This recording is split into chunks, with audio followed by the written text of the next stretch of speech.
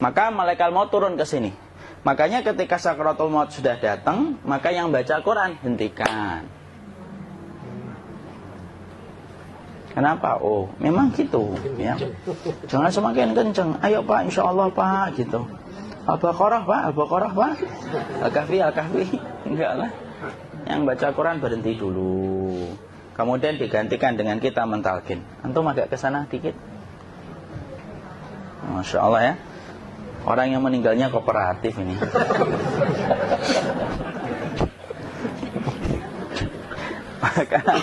maka agak ke sini ya. Maka disunahkan kita untuk mentalkinnya. Nanti ketika mentalkin jangan terlalu sering, jangan terlalu membebani. Jangan terlalu sering itu la ilaha illallah, la ilaha illallah. Enggak gitulah. Berat nanti dia ngerasakan. Di situ Imam Qurtubi juga menyampaikan, jangan terlalu sering karena itu memberatkan dadanya. Jadi ketika mentalkin, saya sampaikan, boleh diganti atau enggak Ustadz? Enggak lah, talkin itu ibadah. Ibadah itu tauqifiyah. Tauqifiyah itu enggak usah diganti.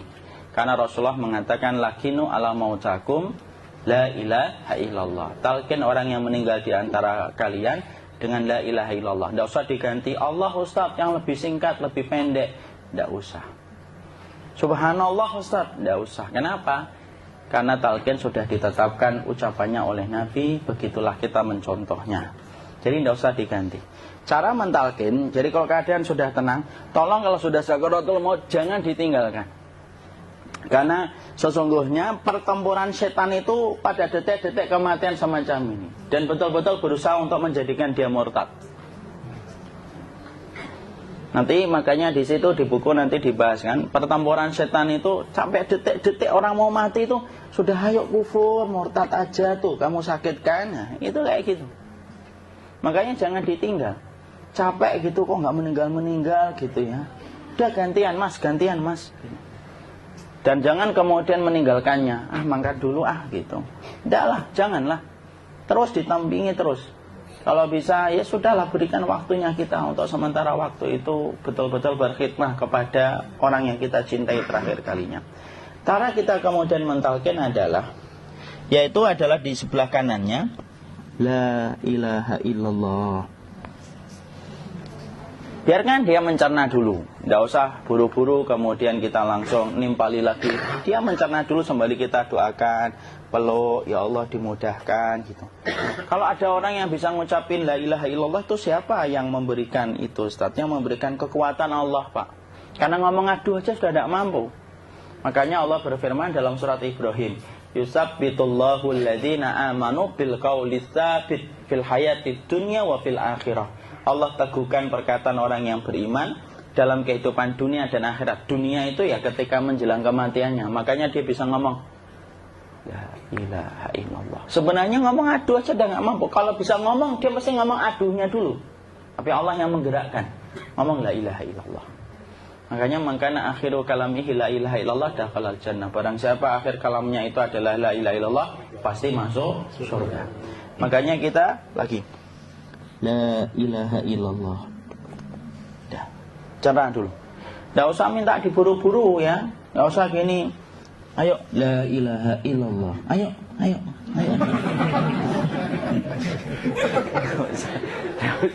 Enggak usah gitu. Ya, biarkan dia pelan-pelan gitu. Ayo tapak, ya Allah capek saya Pak. Enggak usah. Ya ucapkan la ilaha illallah. Kemudian dia mencerna. Lalu kalau dia sudah mengatakan, untuk mengatakan la ilaha illallah. Ya, kalau sudah mengatakan la ilaha illallah, berarti sudah. Tidak usah ditalkin lagi, tidak usah. Belum meninggal juga Ustaz? Tidak apa-apa, biarin aja. Dia di situ aja. Kecuali dia ngomong lagi dan gak usah diajak ngomong alhamdulillah ya Pak, ya Allah gitu. Terus dia jawab alhamdulillah. Itu berarti ucapan terakhirnya alhamdulillah. Atau ketika habis ditalkin la ilaha illallah, dia melihat air. Nah, itu berarti ucapan terakhirnya air. Talkin lagi. Nggak usah marah. Aduh Pak minta air. Kuncinya. Mau minta air nanti aja dikubur gitu loh. Jangan gitu. Biarin aja. Jangan kemudian setelah la ilaha illallah La ilaha illallah. Terus, ayo tutup, awas ya ngomong lagi ya. Nggak usah gitu juga. Maka kemudian setelah la ilaha illallah sudah, nggak usah diajak ngomong gitu.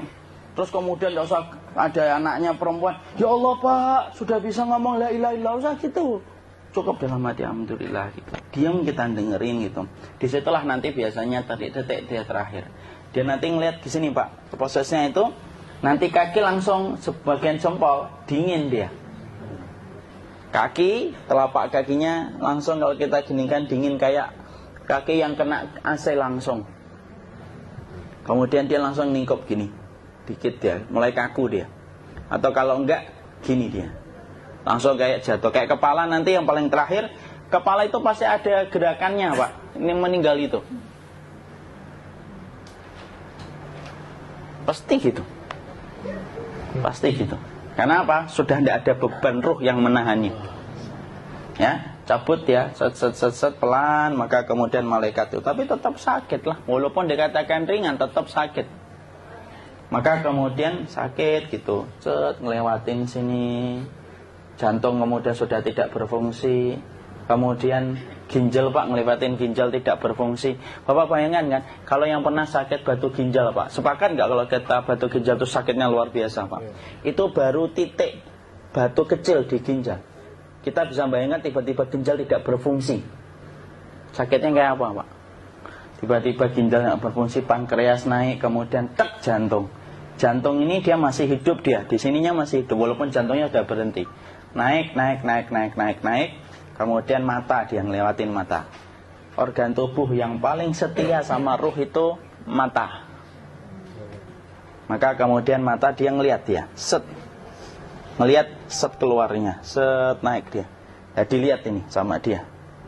Makanya Rasulullah mengatakan innar ruha idza qubida tabi'ahul basar. Ruh itu kalau dicabut, mata itu ngikutin kemana perjalanan ruh itu. Makanya ada yang meninggalnya gini. Ya itu bukan tanda su'ul khatimah, itu tanda fitrahnya mata ngikutin ruh. Atau kemudian bukanya sedikit.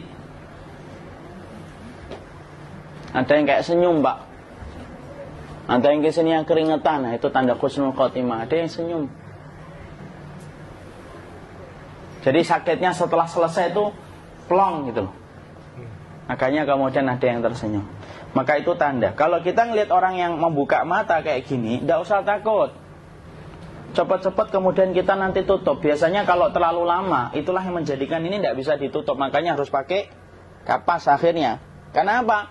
Karena pas meninggal nggak langsung ditutup. Biasanya karena perawat takut, dokternya juga nggak tahu itu, dibiarin itu. Makanya ada beberapa mata yang ditutup pakai tensoplas kan? Sebenarnya kalau langsung bisa nutup dia, fitrahnya nutup mata itu. Jadi kemudian kita baca Allahumma firlahu warhamhu wa'afihi wa'fu'anhu atau bismillah wassalatu wassalamu ala rasulillah, tutup. Bismillah. Tidak usah takut. Kecuali buka lagi ya, ini baru kita kabur. Buka lagi Pak, insya Allah Pak, ya Allah, ya kita kabur bareng-bareng Pak. Diusap Pak, diusap gini. Enggak disenggol gini, enggak. Begini kan, sudah meninggal dunia. Tangan boleh begini, boleh diluruskan, tidak ada ketentuannya. Boleh gini, boleh kemudian lurus. Tidak usah disalahin kalau ada yang lurus. Lu itu tangannya gimana sih? Posisikan kayak sholat. Tidak ada perintah kayak gitu. Jadi kemudian dikondisikan saja. Terus maka kemudian dipijit-pijit, akiknya dikeluarin. Kemudian jamnya dilepas, gigi palsunya dilepas kalau ada. Ya. Kemudian apa setelah itu? Coba buku.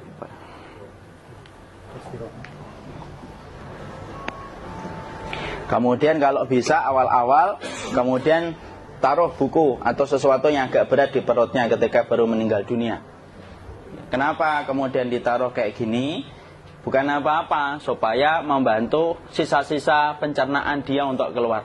Nanti Pak, biasanya kalau kita taruh agak yang berat gini atau kemudian kita gini-gini kan, ini udah makan belum Maki? Udah makan belum makan kok udah gede ya?